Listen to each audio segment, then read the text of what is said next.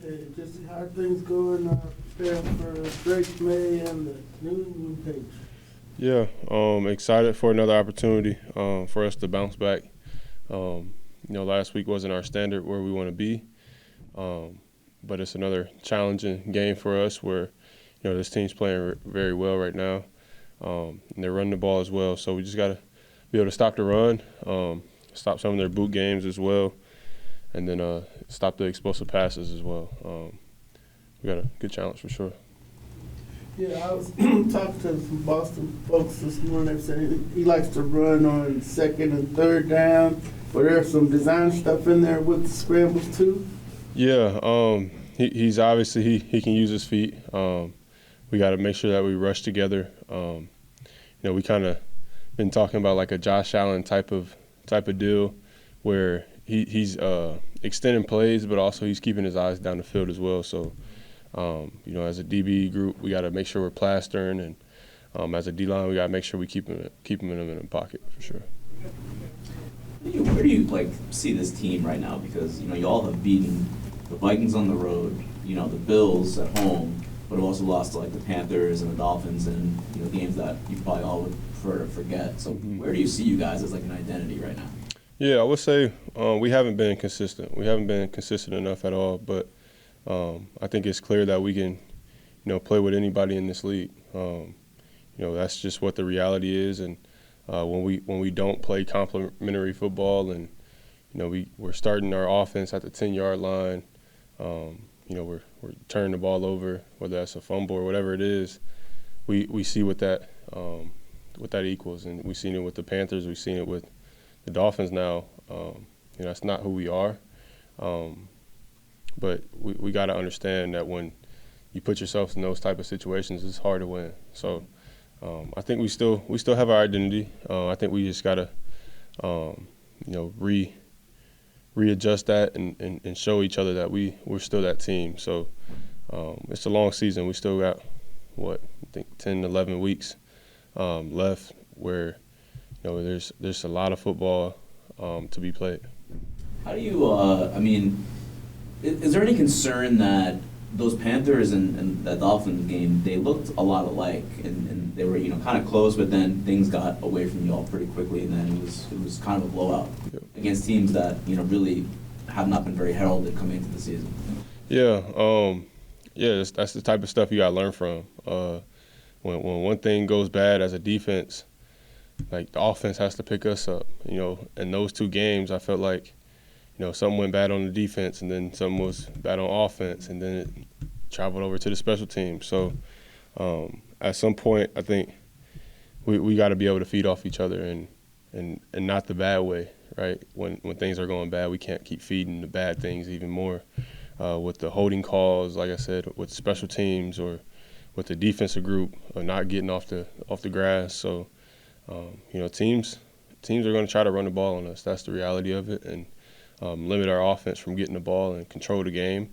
But I think we're with the right mindset and stopping that run and forcing guys to be in that third and long type of situation, because I think we're pretty damn good when we get in that situation.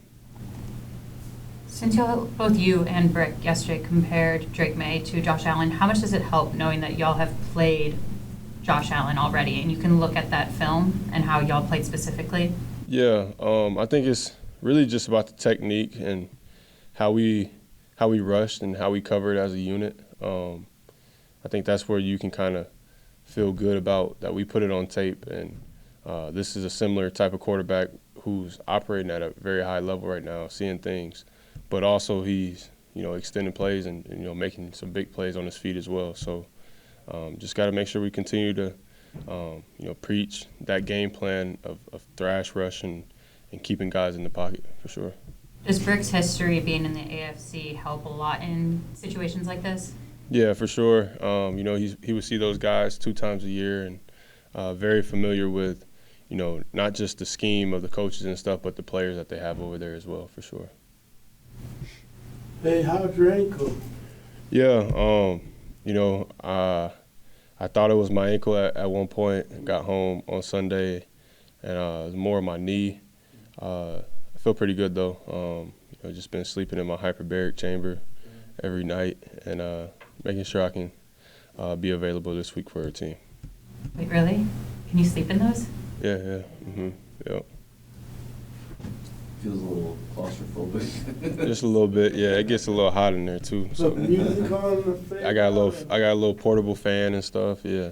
So How good do you feel about playing on Sunday? I feel pretty good. I'm gonna see how things go today in practice, and as long as there's no setbacks, I think I'll be fine.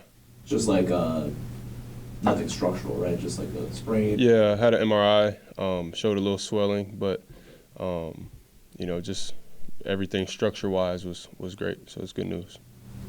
I have one last non-football related question for you.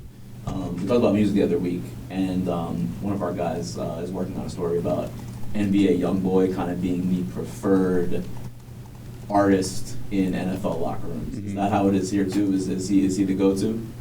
I would say for the younger generation, for sure. Okay. I got your note. Yeah, I'm an older guy now.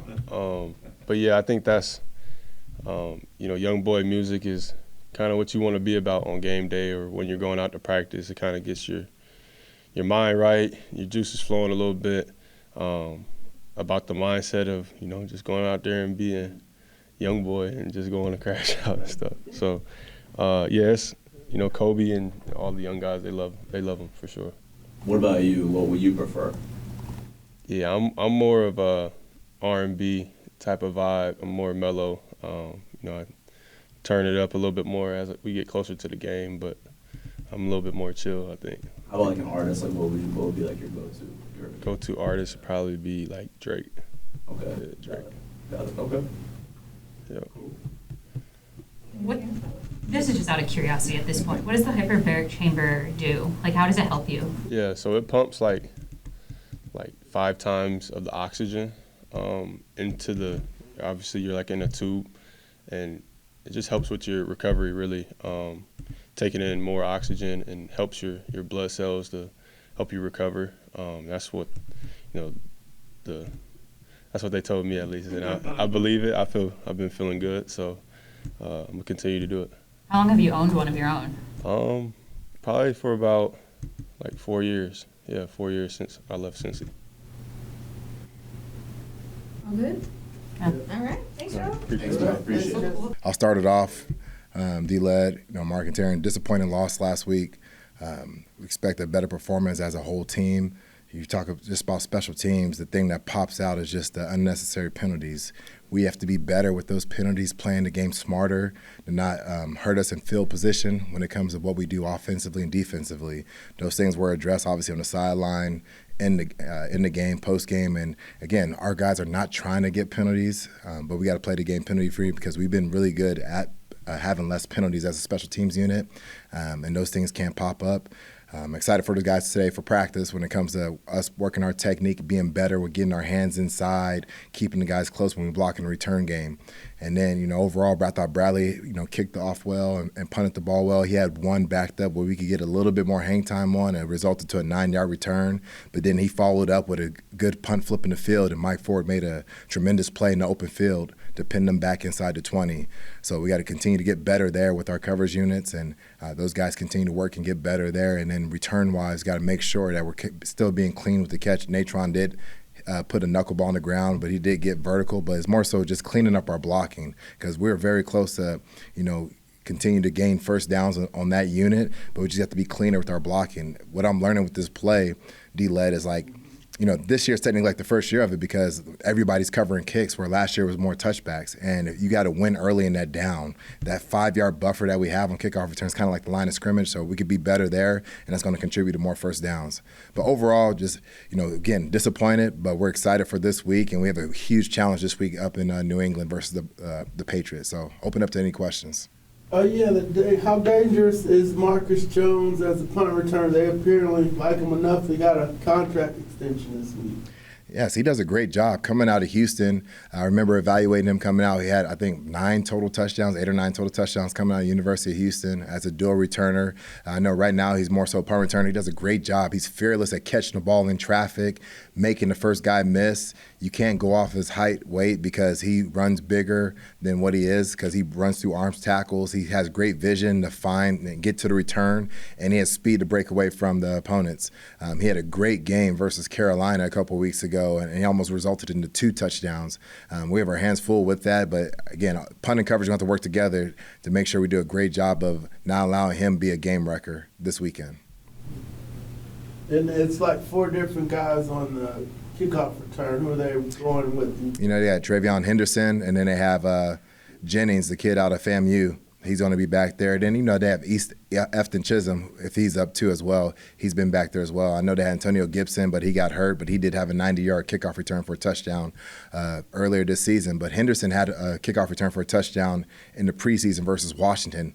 North-south ability. He's great acceleration. He runs the play like outside zone, looking for cutback lanes, runs through arm tackles. So he does a great job back there, and he's had a lot of good returns this year. So they have a great returning unit and an overall core unit, too. You talk about Christian Ellis, Brendan Schooler, who's been a Pro Bowler for them, all-pro guy. They have guys all over the place. So we're excited for this challenge this week to go out there and win on that phase of the game. Did you get some insight on Christian from Caden? You know, it's funny you brought that up, Taryn, because throughout the season, we always show highlights from around the NFL, whether it's last year or this year, since Caden's been here. And his brother will pop up on special teams. He's very productive on special teams, whether he was in Philly or now in New England, and he shows up on tape. He does a great job just playing fast and playing violent. And it's always cool to show peers from around the league, but also, too, somebody's sibling. And he does a great job of just playing the game the right way. And it's cool to see that family have so much success on the field. What makes Mike Ford so special? I feel like he had a few standout moments this past weekend even. Mike Ford, I think his fearlessness is just to go play the game, and he's selfless to where he just wants to help make plays for the team. He understands right now his role is just playing on special teams, and he is a defensive back, but he knows whatever he could do to be in the present, go out there and make plays, he knows he's going to help the team the best way he can. So I love that about him. I love his speed, his physicality. He's very passionate, which that's what I love. Like, I want guys to be passionate and play their game. I don't want them to change who they are. I want them to enhance who they are. And he shows that day in and day out. And I love him and the ability that he can make people better around him. You know, he's taking younger players under his wing, helping those guys out. And also, too, the older players, just leading by example and being vocal and being confident. And there's going to be times you have minuses on plays, but the maturity that he has in his game, because I coached him since back in 2019, to be able to flip the switch, go on to the next play, and have that next down mentality. So he's been doing a great job of just continuing to get better and being a multiplier and helping teammates around him. And it's an honor to work with him. I think of Mike, I think of Kadarrell, and sometimes D'Angelo Malone too, where when they make a play on special teams, you can just see the passion and the joy in the moment. How, as a unit, passionate is this group, is your group? They're very passionate. And, you know, that's that fine line of playing with passion, playing the game, playing with, like, controlled chaos without being reckless. And you talk about guys like Mike Ford, Josh Woods, DeMarco Hellams, D'Angelo. Like, I want those guys to be passionate because they work their butts off to go out there and they sacrifice their body to go make plays for this football team, just so happens on special teams. And they're just an extension of our offense and defense, and they understand how important that is. Whatever it is to make a play in this game in the NFL, it's hard to make plays.